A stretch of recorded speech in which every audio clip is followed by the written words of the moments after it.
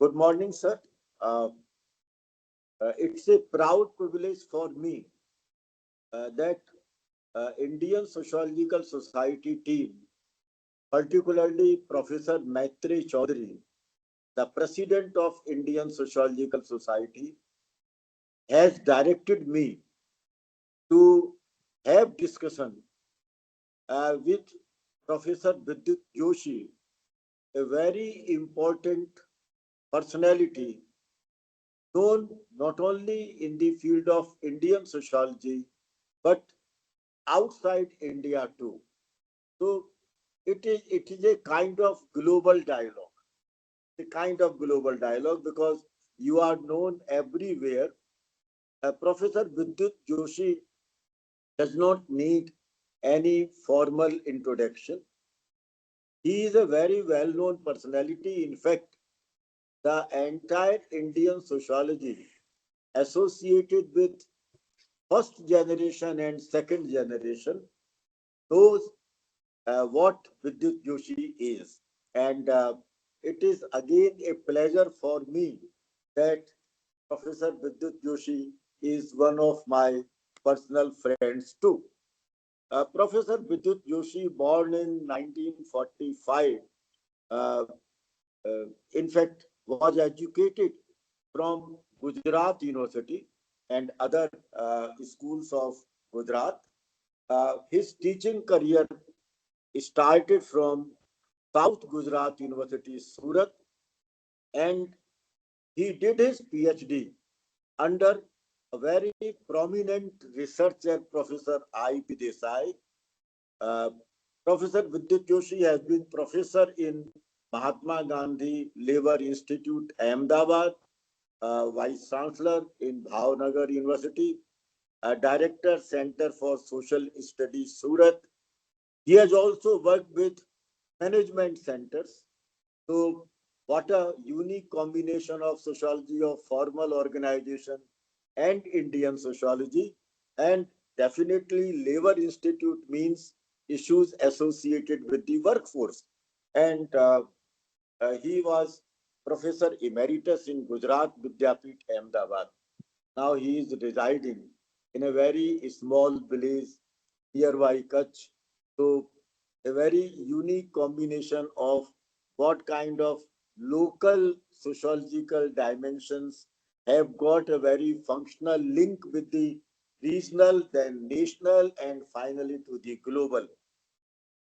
He is a very well known scholar as far as his writings are concerned. 38 books nearly, and more than 3,000 articles, particularly in newspaper. So newspaper articles about 3,000 uh, make you, sir, a very prominent public intellectual. Because when you write in the newspaper, it is not only sociological, but it is there to invite our attention on those issues which are, in fact, have very important to understand the social issues, the social problems, and the dynamics of development. And he is also recipient of Lifetime Achievement Award in 2021 by Indian Sociological Society. And his one book, Gandhian Humanism in Praxis, is very important because it is creating a relation between Gandhism and humanism. This is my understanding about Professor Vidyut Joshi. So, sir, you are welcome. Uh, My pleasure, Rajiv. uh, Sir, uh, uh, I'm a student, a very junior student of Marxism, particularly the left sociology, and uh, this interaction between a student of Marxism and a very senior student of ethical humanism will be a very interesting exercise for Indian Sociological Society.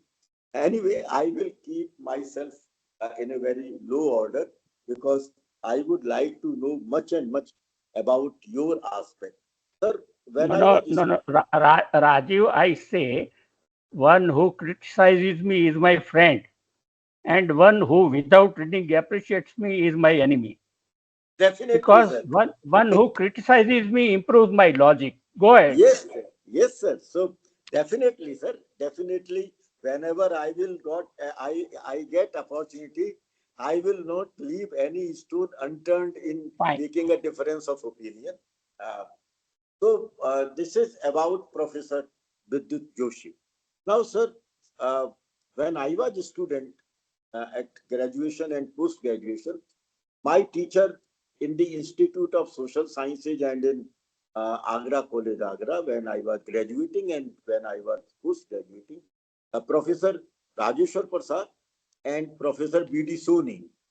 These were the towering personality along with Professor R.N. Saxena and others. They told me that as a student of sociology, you can understand several things. In fact, you become a student of sociology through your ethnographic profile. If ethnographic profile means your personality development is not contributing for understanding sociology, then your understanding regarding social issues cannot reach to that extent which you wish.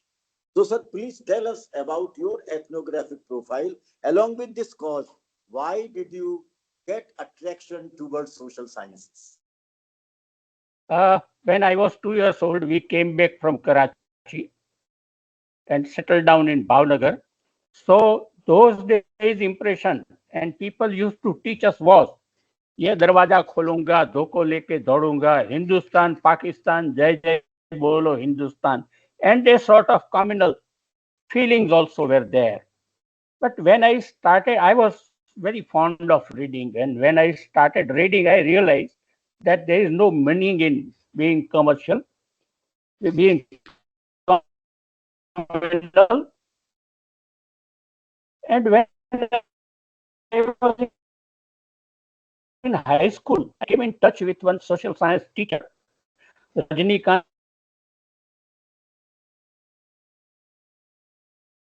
and were more leaning towards Gandhism and Indology. And he used to teach us everything. He gave me a book to read on Marx. He gave me Dinkar's book on Sanskritik Achar Adhyay. And that is how my grooming in sociology came there.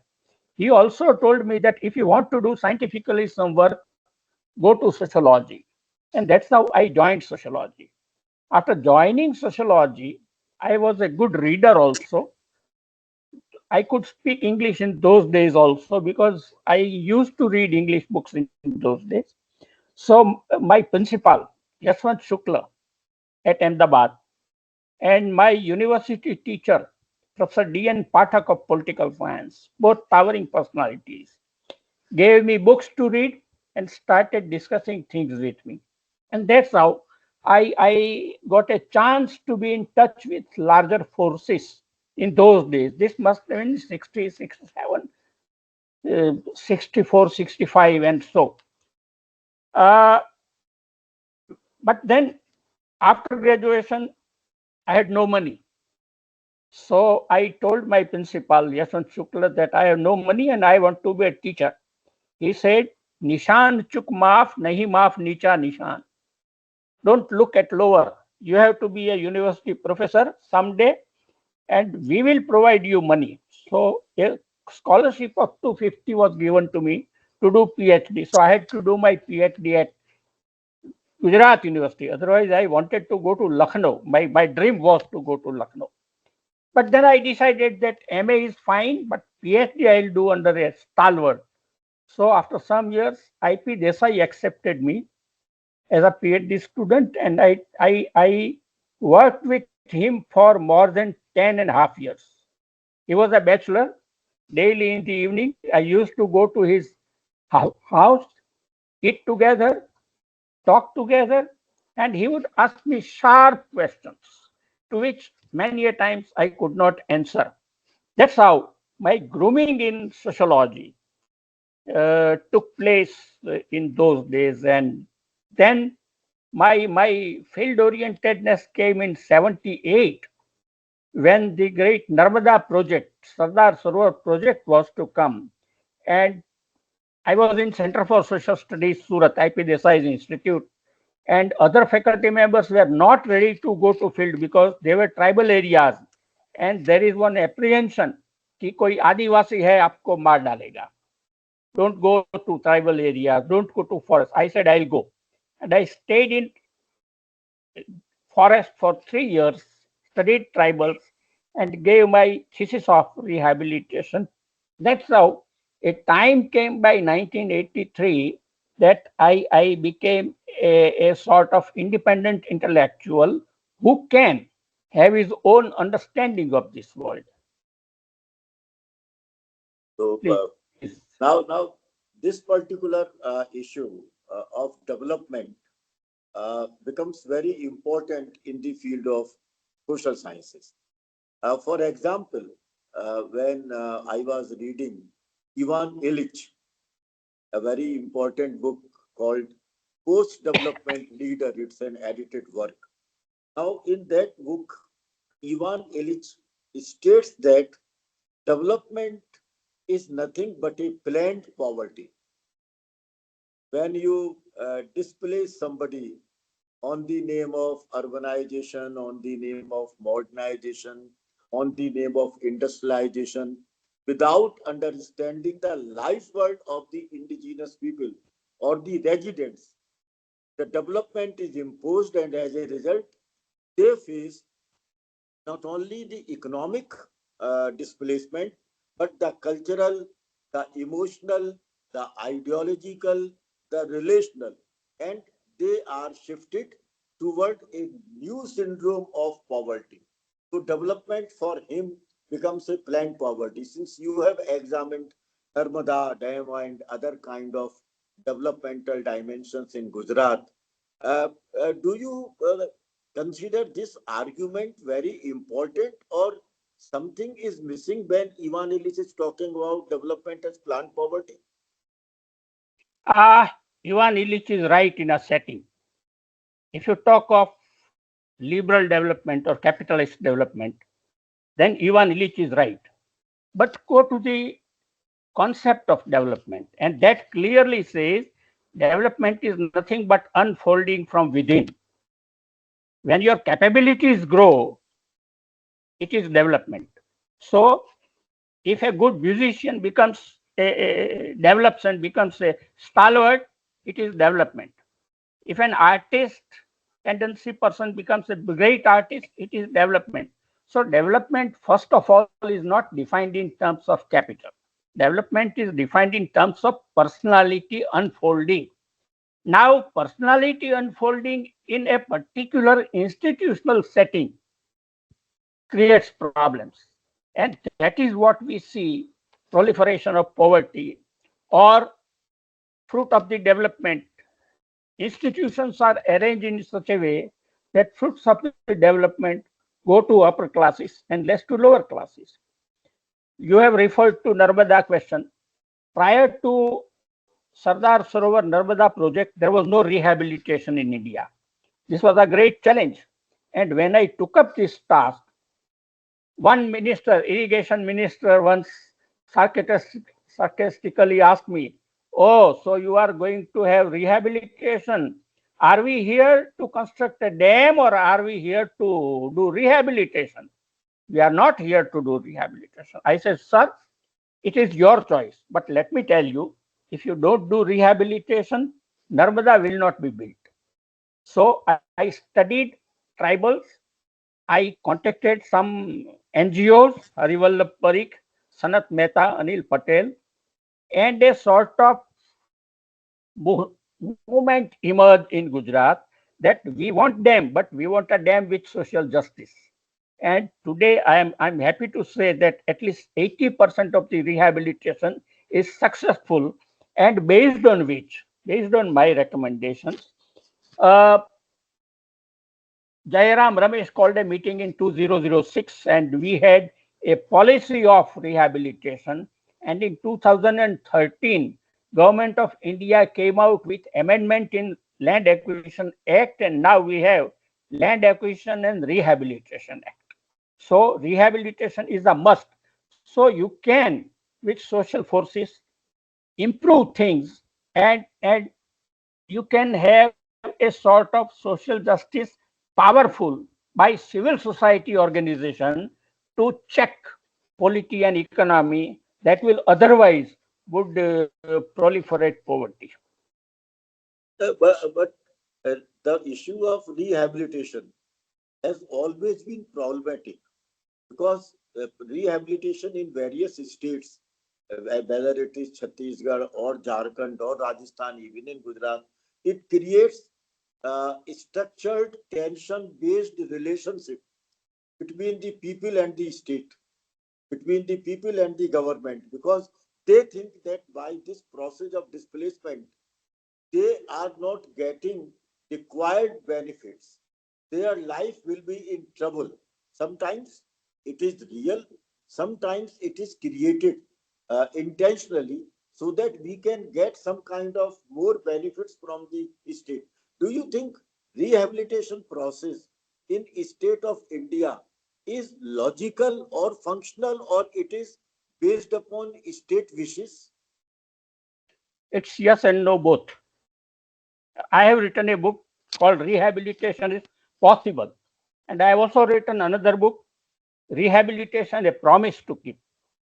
If there are enough checks and balances, if the civil society organizations rise with a spirit to do something for eradication of poverty, and if right type of programs are formulated, then rehabilitation is possible.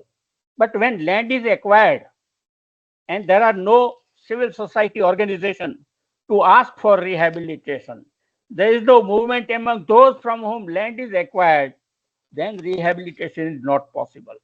And particularly we see that in our zest to do speedy industrialization, we are acquiring land without proper procedure and without rehabilitation programs. So to that extent, that is right also. But civil society organizations in this case are not so powerful.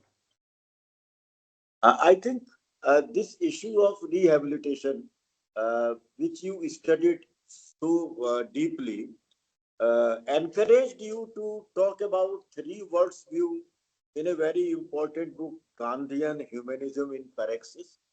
Now, you have talked about three world views in that book, the conflictive, the competitive, and the cooperative.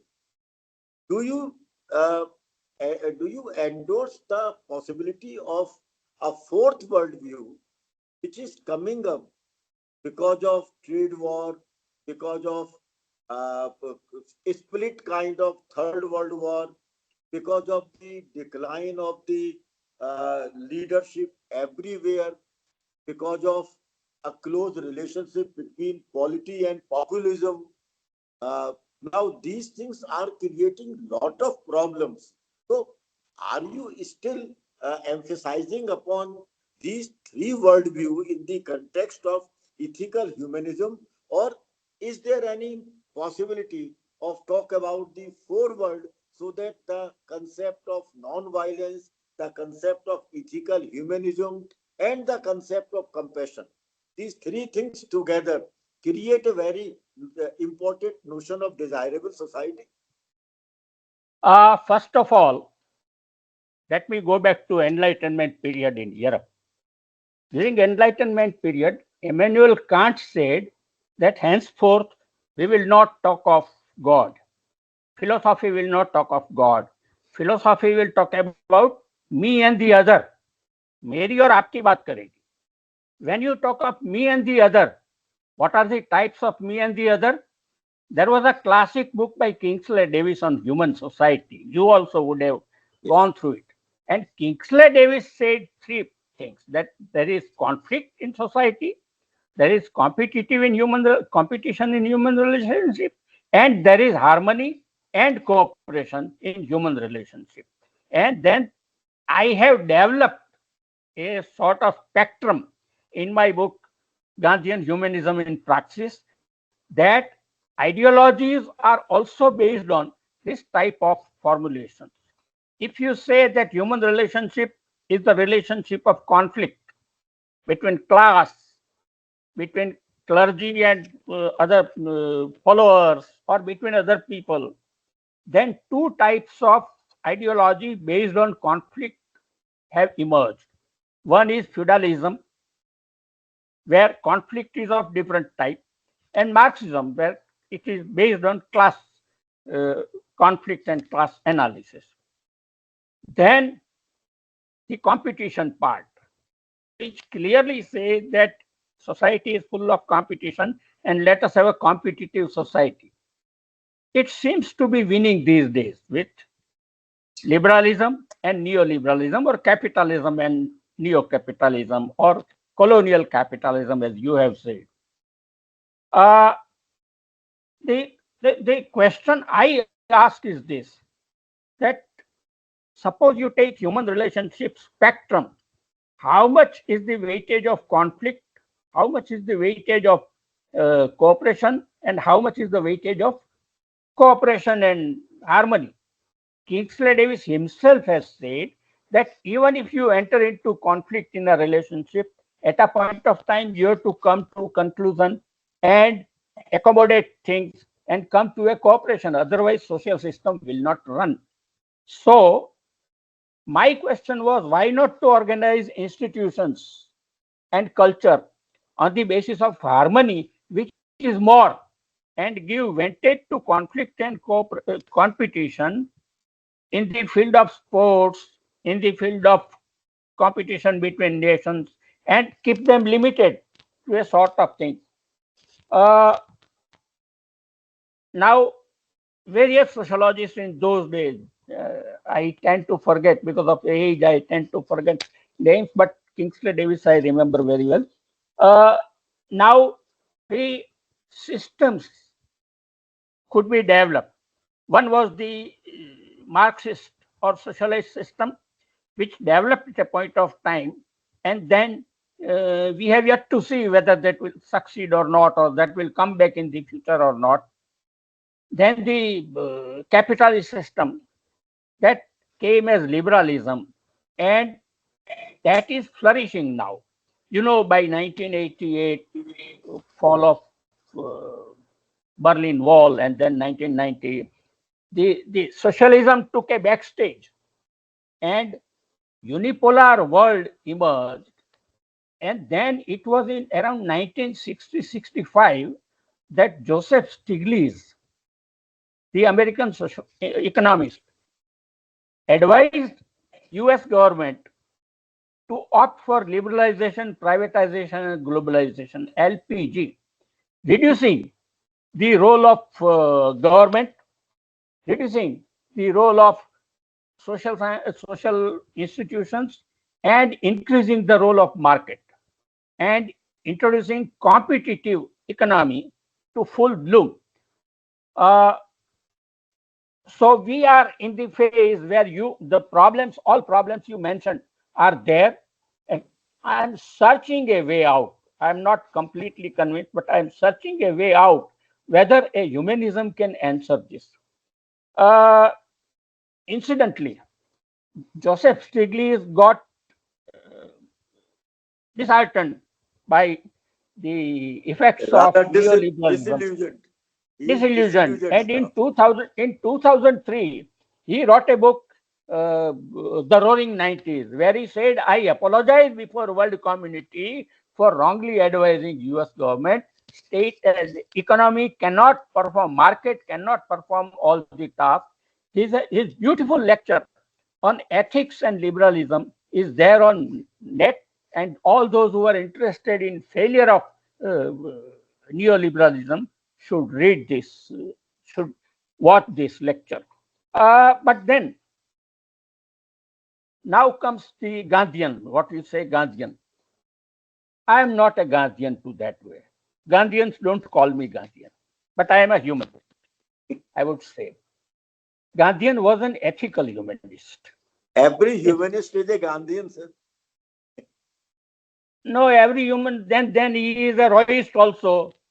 then he is a Upadhyay also, then he is Ambedkarite also, because all four were humanists, different variants of humanists.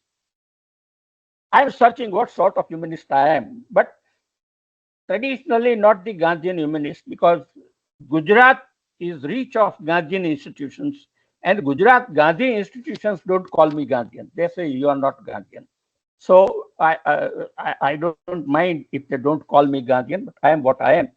So now the issue is this, that can we design institutions based on harmony? Can we design institutions based on cooperation? Then M.N. Roy clearly says, yes, we can have a cooperative institutional structure. In fact, uh, when Russian Revolution took place, after that, three people parted. One was Trotsky. Trotsky parted on the basis of this, that at national level you cannot have social revolution and social system. Then Gramsci. Gramsci had problems with class analysis and class consciousness. And Gramsci said it is not class consciousness, it is hegemony. It is hegemony that works. And he called it his prison notebooks. Excellent book. Then M.N. Roy. M.N. Roy had differences with Lenin on the issue of morality in revolution. And M.N. Roy left because there was no morality, larger morality, no morality in Russian Revolution. He came to India and established his own radical humanism. He call it new humanism. So after reading this, I feel that we have not yet designed institutions based on humanist principle, but we can try. We can give it a try. World over, humanist governments have not come up. Humanist system hasn't come up. This is a unipolar system, but it is worth giving a try. Yes, please. Sir, you have established one important issue in this context, and uh, that is, in fact, haunting me. Um, is ethical humanism? Because the title of your book is uh, Gandhian Humanism in Praxis. The concept of praxis is basically associated with Marxian thesis, where he gives importance to a combination of thought and action. And this kind of praxeology get momentum when we talk about Gramsci, or even when this kind of praxis become very important in the context of C. Wright Mills, where he talk about sociological imagination. Now, my question is, if ethical humanism is an ideology based upon praxis, in which humanism is an important notion derived from different scholars, then what is the difference between this kind of ethical humanism on the one hand and uh, socialism on the other side?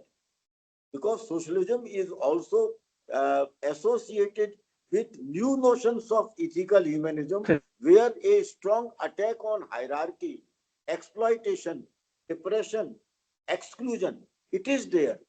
And I'm reminded with a very famous statement. You definitely have heard that.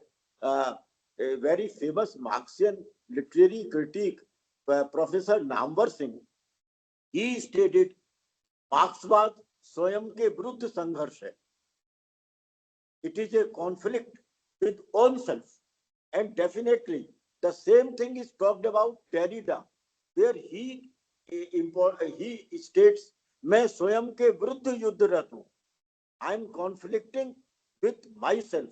So if this kind of inner conflict is going on, so that hierarchy is understood well, then why you create a distinction between socialism and ethical humanism? Because in your views, capitalism is anti-ethical, it is anti-humanist also, because it gives importance to profit making, profit making, profit making.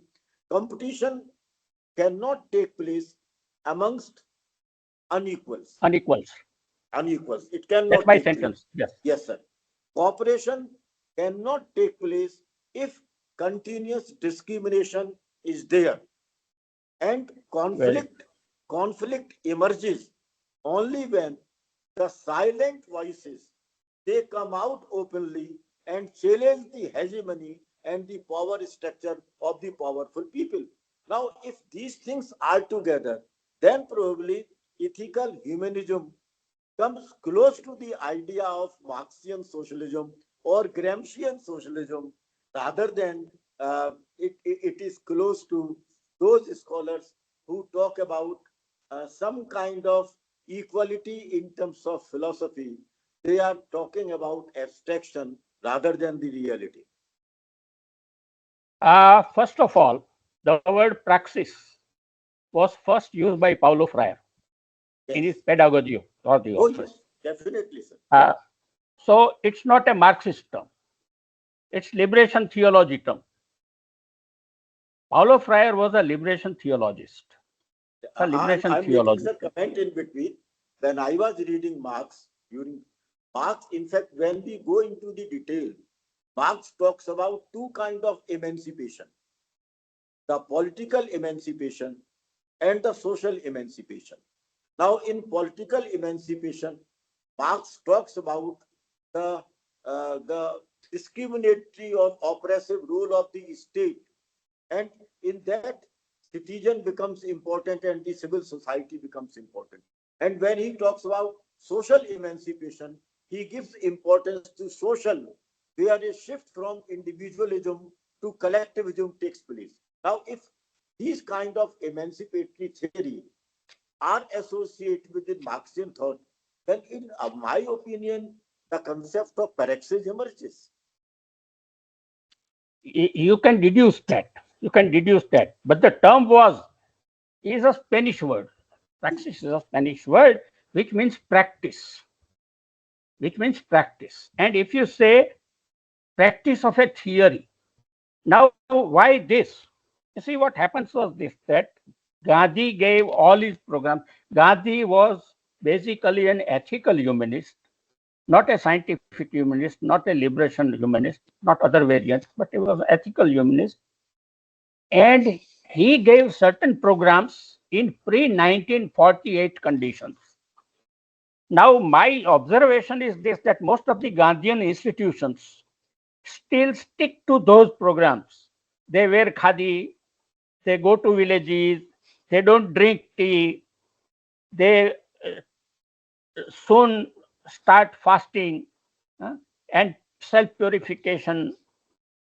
Now, if you see scientifically, then any political program is a part of the context in which that program occurs.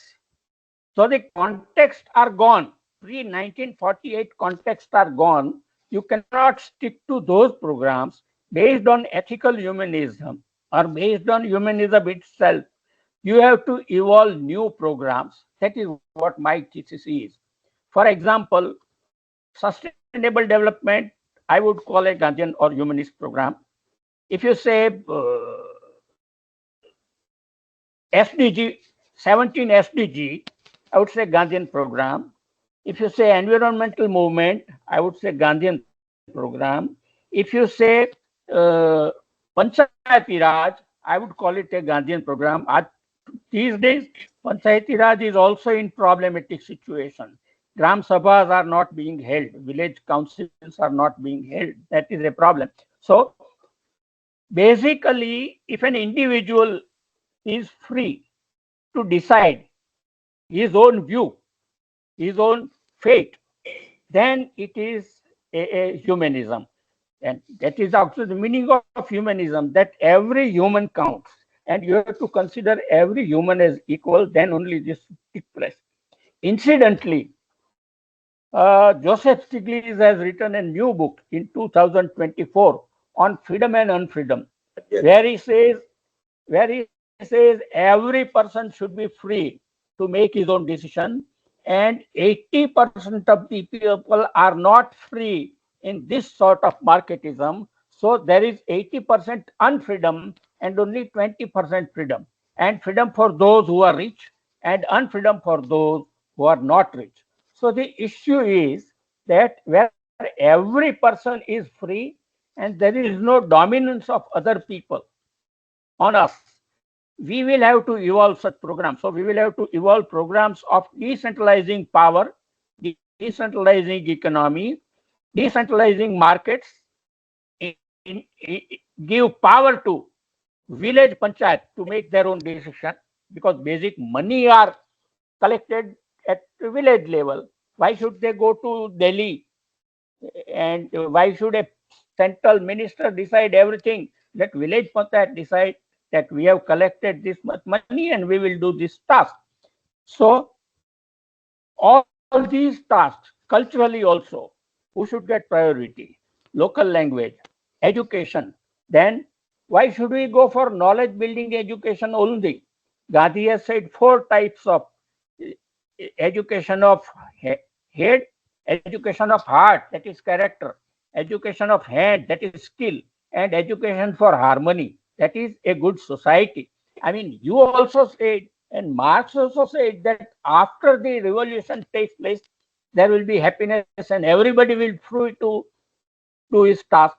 So, if we realize that, then can we minimize the blood revolution or conflict and raise certain movements by which we can evolve new institutions which are humanist institutions? This is the question.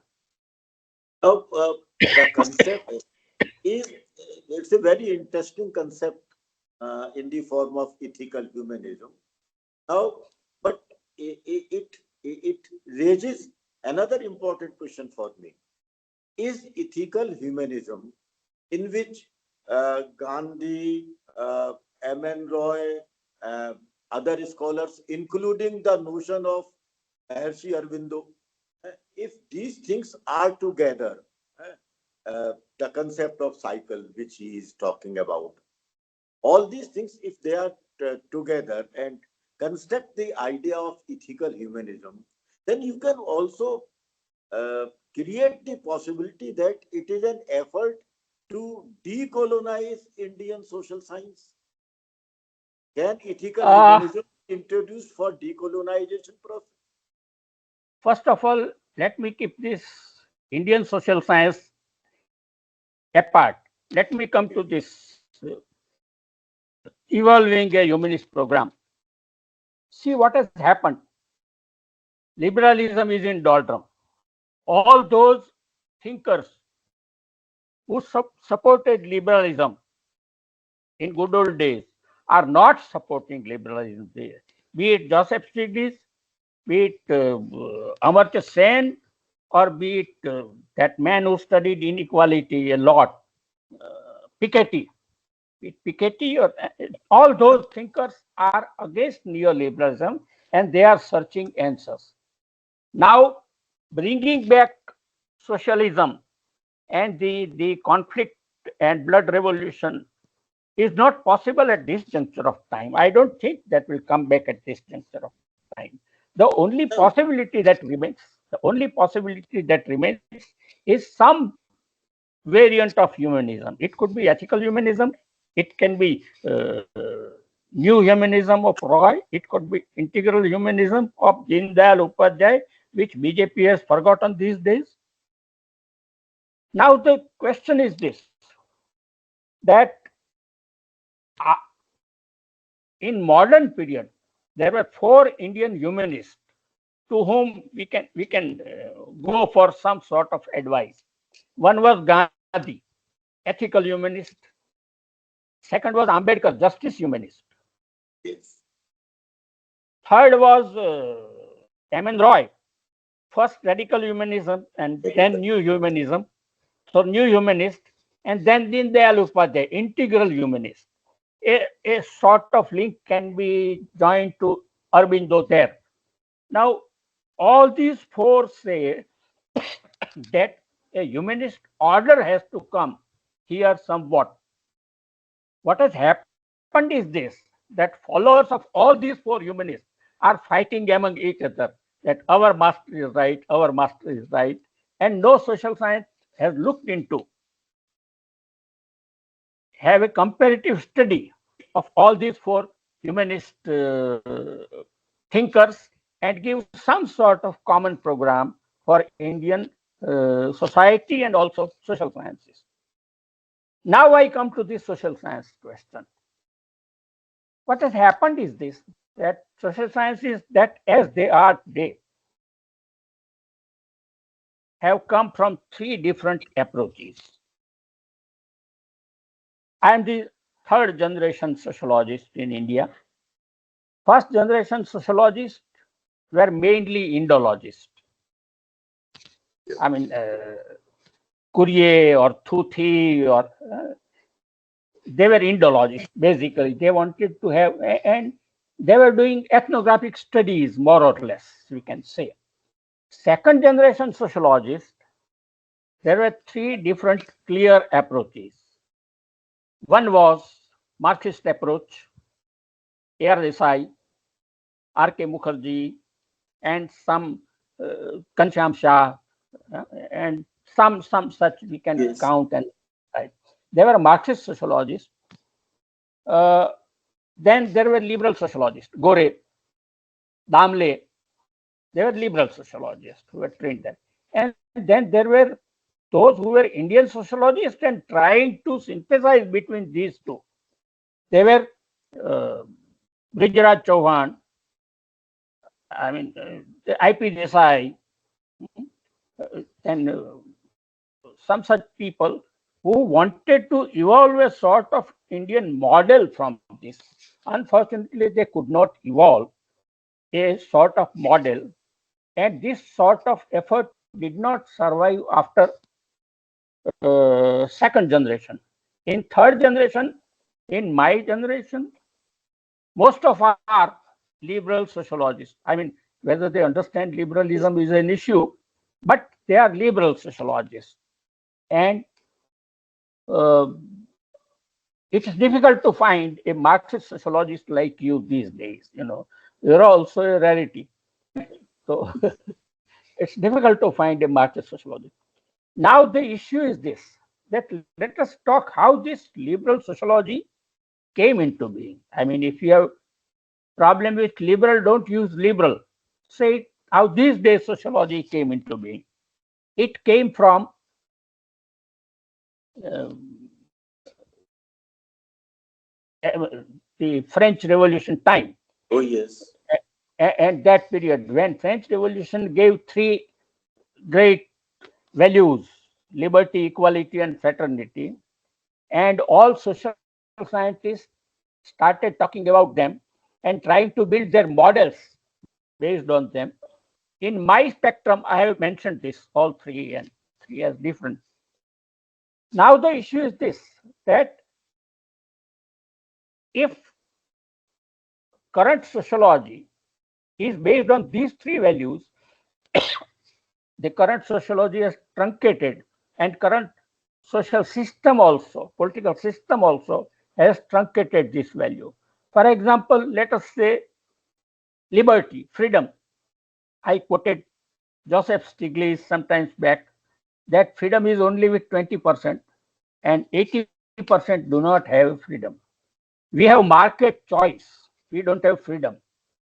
So liberalism as it stands today doesn't promote freedom. That is established. It talks in name of freedom, but it doesn't support freedom of every individual. Then let us take equality. Now, unfortunately, with Indian sociology, equality is taken as breaking of old inequality or inequality based on exclusive status. See our reservation policy. When we were discussing the other reservation issues, people came up that caste is only identifiable entity and caste inequality should be the base of inequality. So this liberalism wants to do away with old inequality. Inequality based on caste, based on religion, based on language, or based on all ascriptive statuses, and wants to evolve an open society where individual will get reward by way of his merit, individual merit. Our constitution also supports doing away with old inequality. Our constitution doesn't speak a word on evolution of new inequalities. Huh? Yes. But and why classes emerge, why individual inequality based on income, education, uh, lifestyle, and residence should take place, and what should we do about it? Now, various people have started studying this. Piketty has studied inequality, and he has almost 25 inequality reports. Definitely. On Indian inequality, there is a beautiful report by Oxfam, and I don't see discussion of these reports in Indian sociological forum. It should be there. It should be a part of your panel discussion anywhere. You know, and then fraternity. I mean, fraternity or cooperative movement or harmonious economy gave sometimes we हम अमूल का नाम दे देते हैं great cooperation experiment, but gradually speaking cooperation economy is giving way and individual based economy is emerging very fast. Multinational corporations dominated by individuals is emerging fast. So if we want to evolve a new social science, this social science cannot analyze problems. This social science cannot analyze problem in a better way. We will have to evolve a new social science. Now, And your that would argument, be sir, based. your argument, very interestingly, your argument is coming close to what Lenin argued, that imperialism is the highest form of capitalism. Now, Yes. the arguments which you are placing are very close to the idea of imperialism and colonialism. Of course, colonialism and imperialism have changed their form, have changed their content, but this kind of process is continuing. My basic issue or the, the, the, the resentment with the first generation of Indian sociologists is that they have not discussed or examined critically the the Indian society from 1857 to 1947. In first war of India's independence has not been discussed sociologically. India's freedom struggle has not discussed sociologically. The contribution of the freedom fighters. We discussed the contribution of the those French scholars and the French politicians who participated in French Revolution, but we have not examined sociologically the contribution of India's freedom fighter. Don't you think that the first generation of Indian sociology has made injustice with Indian sociology by not introducing India's freedom struggle and first war of India's independence? I mean, the It's first a question. generation, Yes, except few, for example, Professor Natwala, economist from yes, Bombay yes. University, No, sir. or somewhere there. Historians have done it. Political Historians science, were there, not political sociologists. scientists have done it, sir. Economists have done it, but not Ah, sociologists. Not not sociologists. sociologists. Sociologists have Why? not Why, examined. sir? I Why? mean, all the way sociology came to them came from mainly two streams. Number one, US stream, the empiricism, and the British sociology, participant observation term.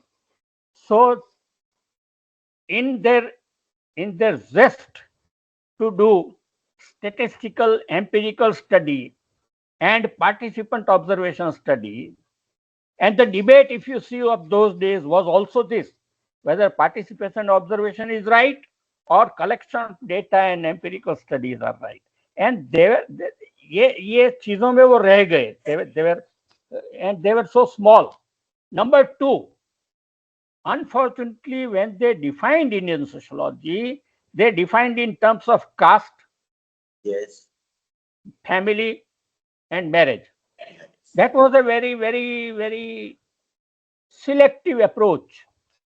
Indian society was much broader, and there were many other institutions than these three.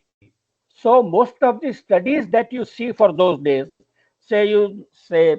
anybody take village studies by Brijraj Chauhan or Dubey, or say caste study by our I tend to forget name, or family studies by Gore and other people, you find that they remain confined to these studies also.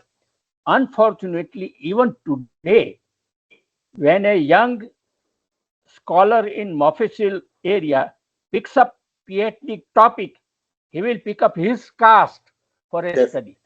yes. His caste for a study. और फिर वो कहेगा मेरी माई caste is Suryavanshi और my caste is Chandravanshi. So real researchable issues have not been picked up. Indian Sociological Society has now come up with various RCs which say there, but participation in these RCs is much less than participation in these three issues. So, to some extent, you are right that in the beginning we took a very small concept of Indian sociology. We should have been a bit broader. So, one question which is associated with the entire argument, the concept of ethical humanism.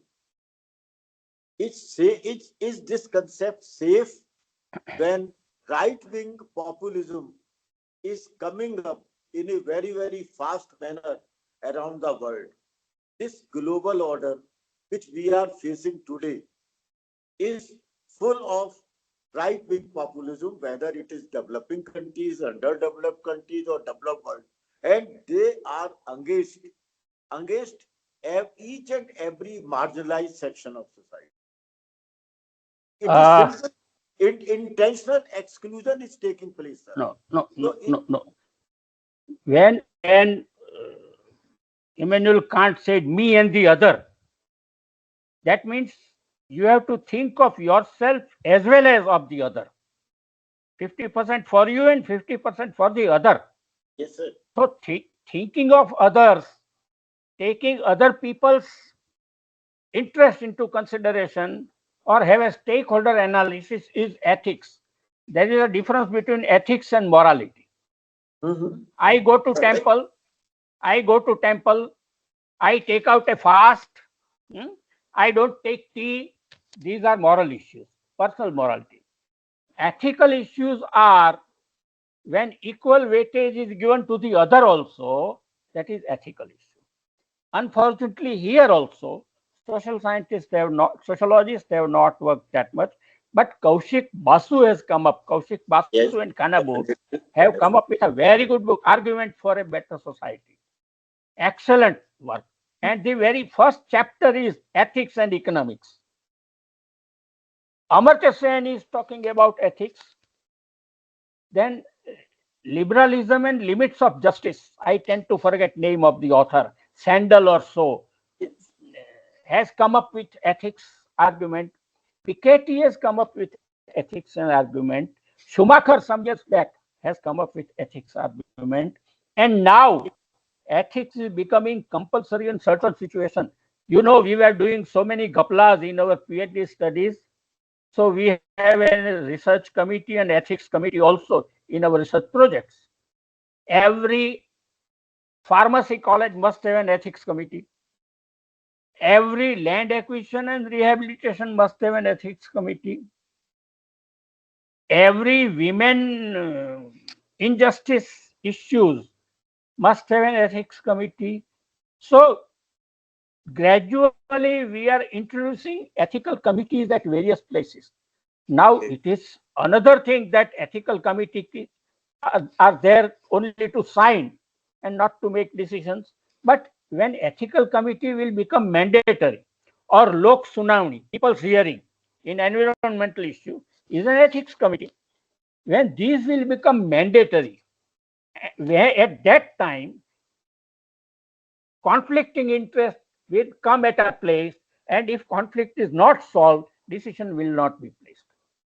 So it is an instrument which can avoid violence. It is an instrument to evolve a sort of democratic procedure of arriving at a common decision by different stakeholders. There are five stakeholders in a decision making, and decision has to be equidistant from all five stakeholders. That can happen only when there is an ethical committee. And now, and not only social sciences, Einstein, way back as 1956, said that ethics and science can be related provided that ethical rules are made scientific. So various people have talked about ethics right from Einstein's time to modern times, Kanabur and Kaushik Basu time. I think it is high time that we also have ethical consideration in our social science, sociological consideration. My second task was to replace liberty, equality, and fraternity. Second was equity by participation. If I participate in my decision making, then I will be heard and justice will have to do to me. But unfortunately, who decide my payment when I join a university? University. Who decide my payment in a factory? The owner. Who decide payment of salary of a government officer? The senior government officer. So there is no my participation in my economic activity. If there is my participation in my decision making, then it will bring social justice to this situation. So equity. And equity came into being around 1960 in public administration, not in sociology. Equity was first introduced in public administration in US. And third was ecology. If you are considered about yourself, you have to consider about uh, microbes, you have to consider about other animals, you have to consider about all no abiotic elements of the environment. Then only a decision could be made. Otherwise, if you don't consider ecology, you can't make a good decision. So I have tried to evolve a sort of alternative structure for social sciences, but it has yet to pick up. It has yet to come to sociology. I'm putting a different opinion, sir. Uh, Okay. Ethics and morality. Hmm. These issues in a capitalist or late capitalist society are Hmm. nothing but the commodities. Hmm. In fact, we always talk about ethics and morality to keep marginalized sections of society toward other side. So we don't have. In Hmm. fact, I am introducing a very important statement given by one of the literary critic, Terry Eagleton, in a very famous book, Why Marx Was Right. And he has talked about, so this statement is still creating lot of issues in my mindset. At ballot box, men and women appear equal and autonomous, each of them counting as one. But this simply serves the mask, the actual divisions, inequalities, and dependencies of everyday life. Now, this is what neoliberal society is. Several masks have been created, and out of those marks, one mask is to discuss the concept of ethics and the concept of morality with me because I am a subject population. I am a second rate citizen. So, ethics and moralities are commodities. They are not there for the corporate world. They are not there for the politicians. They are not there for those who are dominating or rather monopolizing the resources. So for me, it appears sometimes that when we talk about ethics and morality, it is nothing but the state-generated hypocrisy. Let me tell you, if you take ethics, if you take equity, and if you take ecology as core values, then you can have a sort of egalitarian society, not an equal society, sort of egalitarian society, Yes. where differences will remain, but inequality will not be too much. Second, it is not only money that counts, it's my voice that also counts. I want my voice to be heard. So my voice will be heard in an institutional structure. And then uh, a culture also will have to be evolved. Today, there is no culture that will challenge neoliberalism. That time hasn't come. At present, only thinkers have started thinking about how to come out of this sort of ills of neoliberalism, and I mentioned those names. But it has not gone to teaching of our university. It has not gone to doing research by our PhD scholars and social science teachers. It has not gone to our NGOs who will pick up these tasks. You know, most of the NGOs आप जयपुर से हो तो जयपुर में NGOs जो है वो सब सामाजिक काम करती है, वृद्धाश्रम, they will old age home or some such thing. But how many are there who work on sustainable development? Very few. Or on SDG, very few.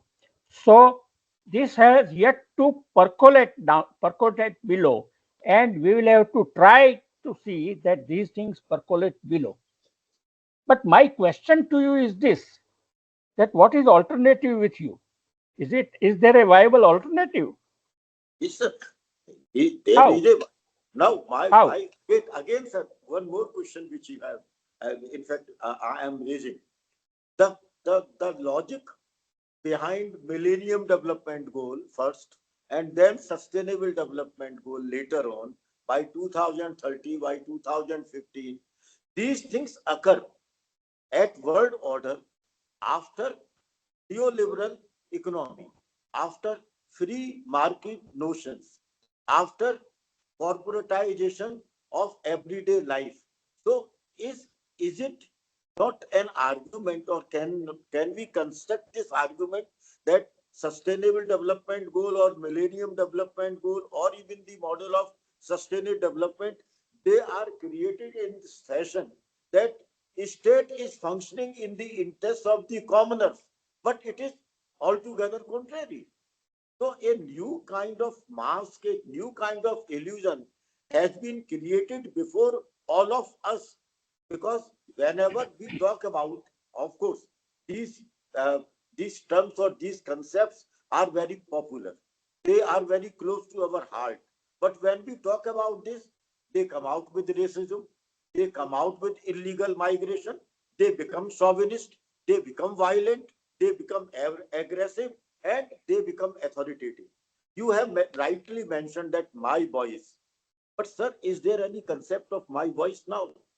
Because my voice, by and large, is based upon state's voice. If I am not using state voice as my voice, then I can be prosecuted. I can be punished. I can be out. Now, Exactly. this kind of system or this kind of narrative has not been considered in an important manner by students of social sciences and humanities. No, no. You should not feel yourself helpless.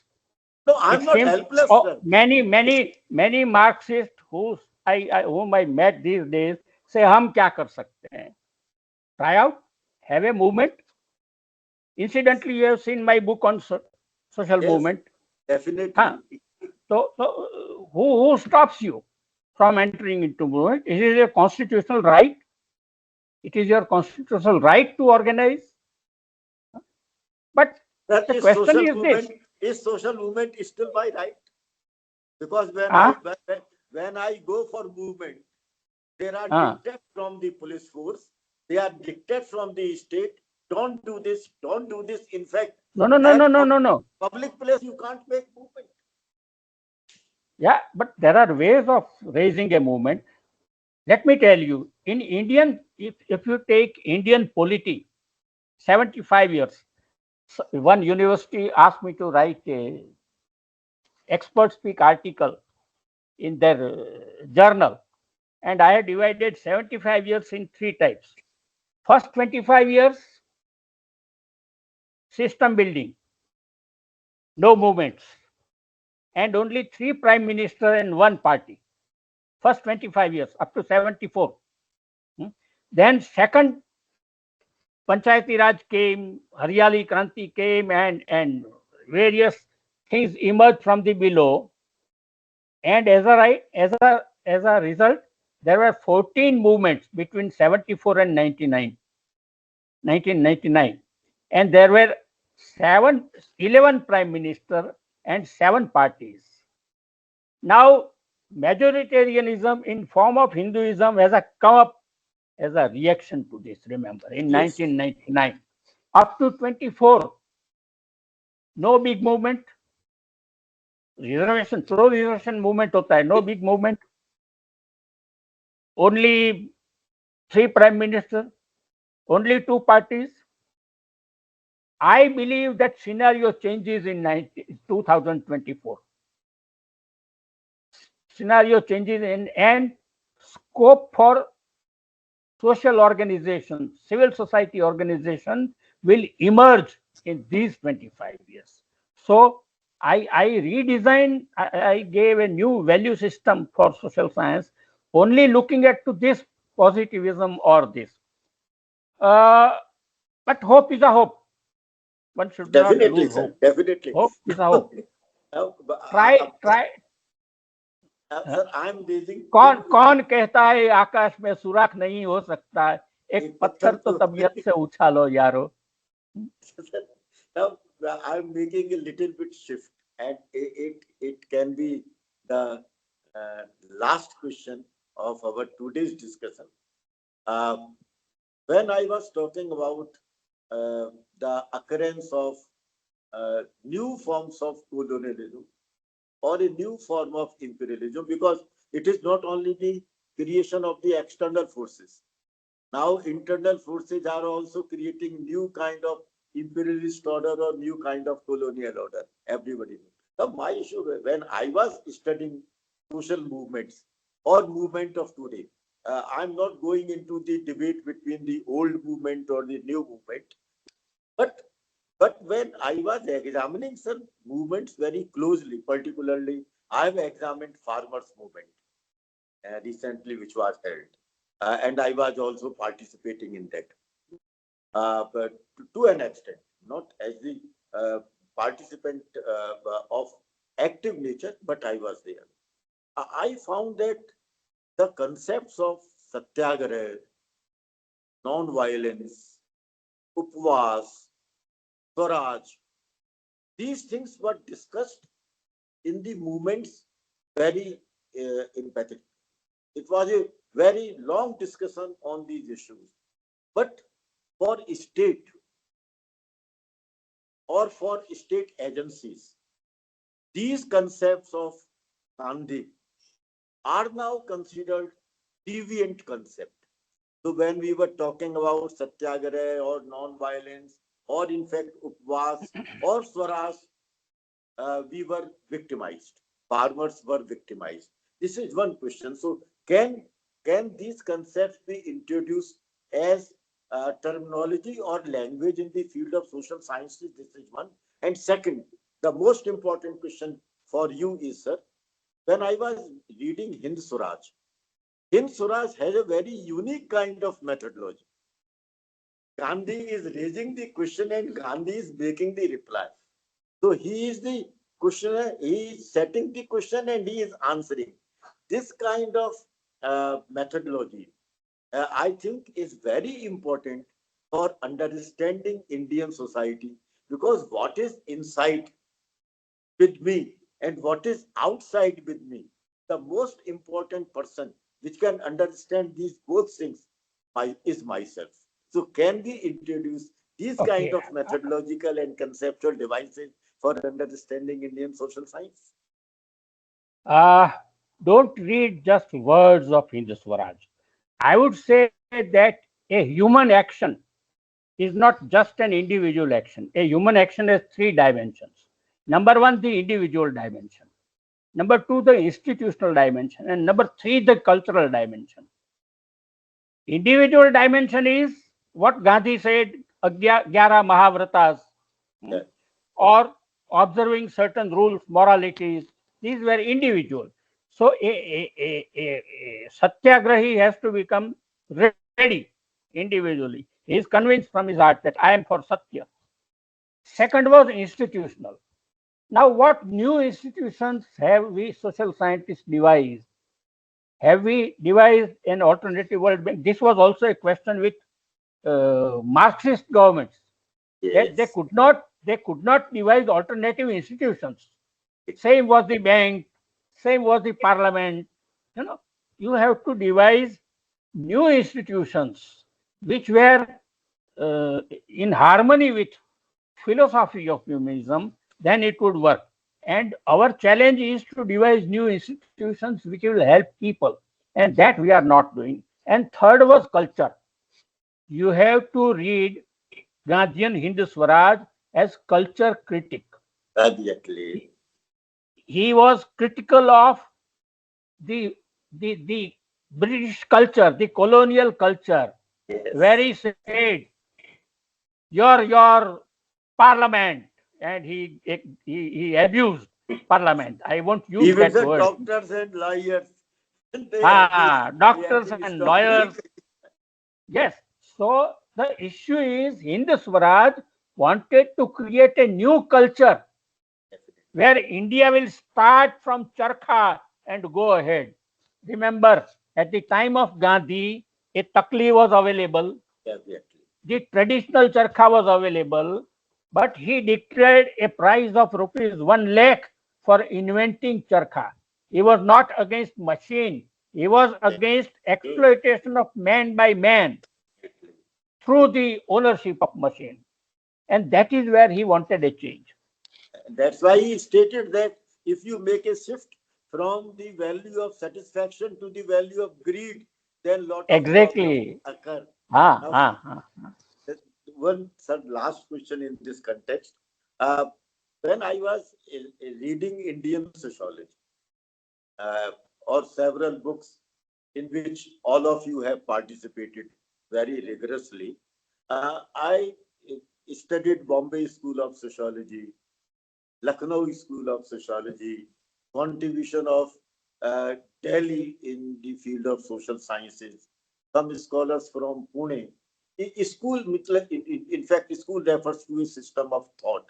In, in Rajasthan University, Jaipur, we find a lot of contribution as far as Gandhian sociology is concerned. My one very important and distressing question is why such kind of school could not occur in Gujarat, where Gandhi made a very effective contribution. And scholars like you, Shahasar, all those scholars are very much here who have made very effective individual contribution. But there is the absence of any school of sociology in Gujarat. What is the reason, sir? This is not unique of Gujarat only. This is to many other provinces also. That there are only certain schools that have emerged as a center of attraction because of some individual. Lucknow emerged because of Radha Kamal Mukherjee. Bombay emerged because of Guri and Thuthi. Delhi emerged because of some people there. Huh? So some school emerged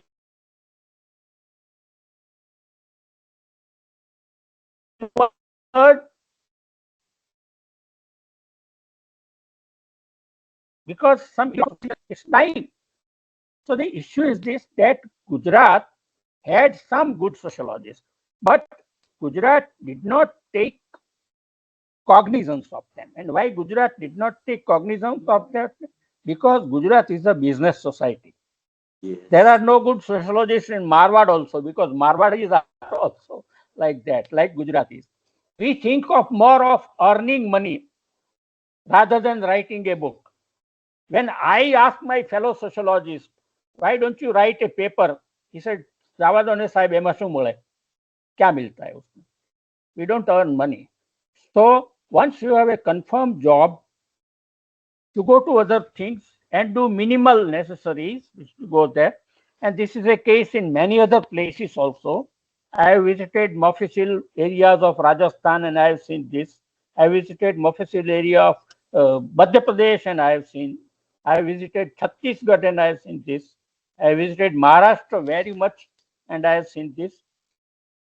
They are good people, but new ethos have not emerged, partly because our authoritarian culture, our closed society, and our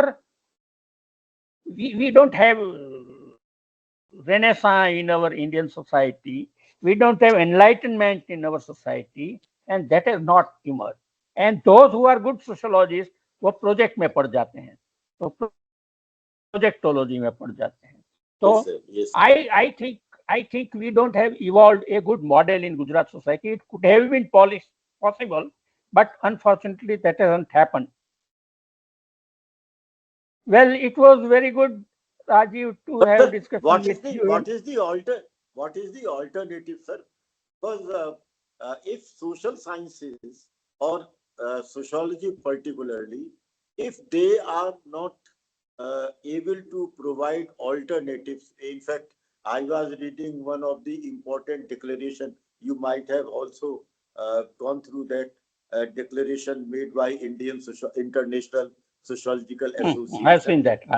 And the first important component, which is very significant for us, state leaders are promoting distrust in science and attacks on social sciences are multiplying. Fake news are circulating. In these contexts, or if these developments are taking place, then what can be the role of the sociology and what can be the role of the social scientists like you? Because if you are not there to enlighten social sciences against all these misdeeds, then probably there will be a complete demise or rather fragmentation of social sciences from developing societies like India or for that matter, entire global order. Again, I have a trilogy here. First of all, you have to pick up creative individuals from the young lot. There are young sociology teachers. Pick up them, groom them the way we were groomed. Pick up them, groom them, ask them to raise questions, and then it's likely that some of them will become good social scientists. Second is institutional structure.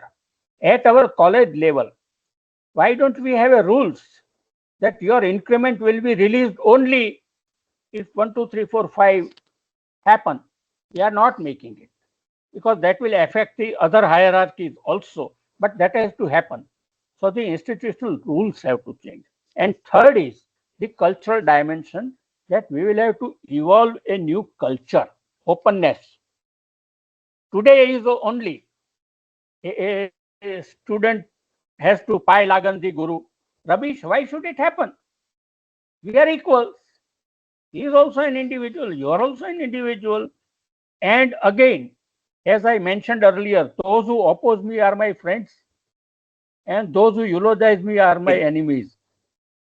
That will have to come to all our organizations also, in our department also. HOD is not a ruler. HOD is one among the equals. And when a junior lecturer opposes HOD, HOD should say him thanks. IP used to tell me, don't speak if you want to say I am good. Speak only if you find fault in my write-up. Yes, definitely. That culture has to come, and that culture, unfortunately, has not come in our sociology fraternity. In fact, I have acted as a friend in this conversation, but definitely the last question, in fact, which is not the last because this dialogue will continue. Sir, don't you find the absence of public intellectuals like you in the public domain nowadays? It's a question of courage. Many people come to me and tell me, look, ये हो रहा है, this is happening, this is happening. injustice is happening there. When I say, why don't you speak out? How can we do that? We fear. And there Gandhi said, Abhaya. Yes. Gandhi said, Abhaya. कोई क्या कर लेगा? I am a pensionless man, but I used to speak up. I left university and joined CSS pensionless job only because of this. खाने का तो मिल जाएगा और क्या चाहिए ज्यादा? What more do you want? This sort of ideals will have to emerge among people. Senior people will have to stand to those who oppose, stand with those who oppose and say, go ahead, we are there to save you. I am in contact with many NGOs in Gujarat, and I tell them, okay, I'll support you in your analysis. I'll support if you want somebody senior to speak about you, I'll do it. So we sociologists have to do. Many public intellectuals in India also lack this behavioral trait. Exactly. You have to groom youngsters. You have to tell your youngsters, go ahead, oppose me, we will support you. That has to happen. Yes, sir. So, friends, this conversation uh, has led to a very important message to the entire academic world of social sciences from Professor Vidyut Joshi, and that is Abhay, the fearlessness. If you are fearless, coming out openly with your logic, with your ethical dimensions, with the moral principles which you have, and then try to examine the realities which are very much of important nature in Indian society or at global order, probably you will be discharging the responsibility of an enlightened sociologist and social scientist, because social sciences in general and sociology in particular cannot survive without imbibing enlightenment values. This is the message which Professor Vidyut Joshi has given to us. This is not the end of the conversation. We will enter into this kind of conversation again, and we will try to concentrate our uh, questions and answers in the form of Hindi language. Next time we will give importance to Hindi language. So the fearless voice And of, and we will be more grounded when we speak yes, sir. Hindi. Yes, sir. So that the fearless voice of Professor Vidyut Joshi reaches to the student of social sciences, particularly associated with Hindi belt. Sir, thank you very much for My, giving us your precious time. my pleasure. My pleasure. Thank you. Bye bye. Bye.